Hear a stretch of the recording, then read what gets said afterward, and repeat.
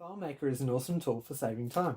You can automate most of your workflow and focus your business on more important things like doing a good job for your customers. So today I'll be looking at one of the lesser known tricks to save times in FileMaker, and that is barcode scanning with an iPhone or iPad, an iOS device. So barcode scanning is added to your solution via a single line of script, and the iPad and iPhone does a good job of barcode scanning, so you'll quickly realize your return on investment from adding it to your workflow. If you can think of a workflow where you could benefit from barcode scanning, then I suggest implementing it because you'll quickly get your return on investment. So today I'll be looking at using, for example, a barcode scanning system for a parts list. So this could be for maintenance staff that are using parts from a workshop, or for field staff, tradies that are using parts from their van, or for service staff that are managing assets that are out in the field. So using barcodes for a parts list is easy because most parts come in a box with a barcode, so you don't even have to print barcodes. You can just scan that barcode and reuse that. But if you do have to print it, then you can print barcodes from out of FileMaker. It's not that difficult to do. And print onto stickers and stick those on whatever you want to track.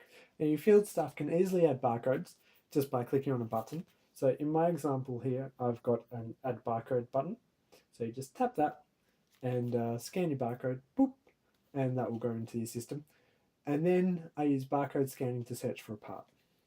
So this parts list application, which has been used for a few years, this particular application by one of my clients, has got 2,700 parts in it.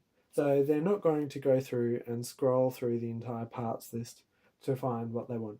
And even if they do a search, say they do a search for oil filter, that'll still bring up 100 odd results.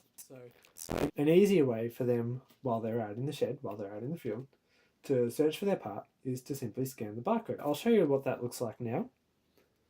And I'll be using a Dr. Seuss book for an example. And I've got a search by barcode button.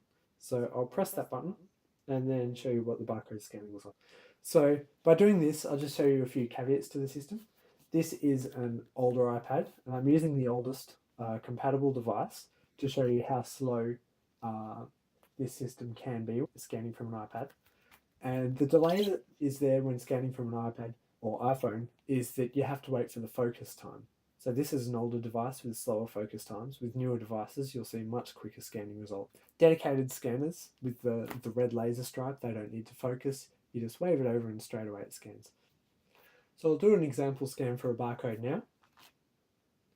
And I'll press my search by barcode button and that brings up the camera. Now I'll hold the barcode in front of the camera here. You'll see roughly about how long it takes to focus. So there it is, and that's a successful scan, and that's about the time that you can expect. Around about a second to focus and then the scan. And the solution has instantly scrolled directly to the correct entry. You can have a reorder system.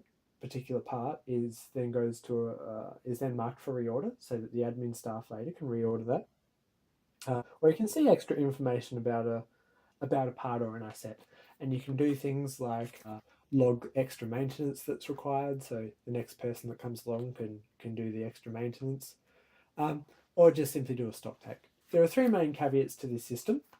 First is you need an iPad or an iPhone. It doesn't work on an Android device. Second, you need enough light to scan a barcode. With the flash on most devices now, that's fine. But if you're using an older device without a flash, you just need to be aware of the light levels. And the third is that the barcode needs to be clean. So if, for example, your asset is on a trailer that drives on the road, that might get quite grimy. But there is an alternative. You can use NFC tags instead of barcodes. Now these will work no matter how grubby your assets get, and they're quite rugged. I've used this particular tag on some semi-trailers that get washed regularly and drive all over the countryside, and they've been on the assets just a number of years. And you can get a dual system to work with multiple devices, some Androids and some iPhones. Then you can get NFC tags with the barcode printed on the top. NFC tags aren't directly supported by FileMaker Go though, so integrating into this system requires extra work, and I do this via the FileMaker PHP API and a web page. So there you have it. That's barcode scanning. Easy to implement, as fast as possible. If you have more comments, put them down below, other use cases or questions.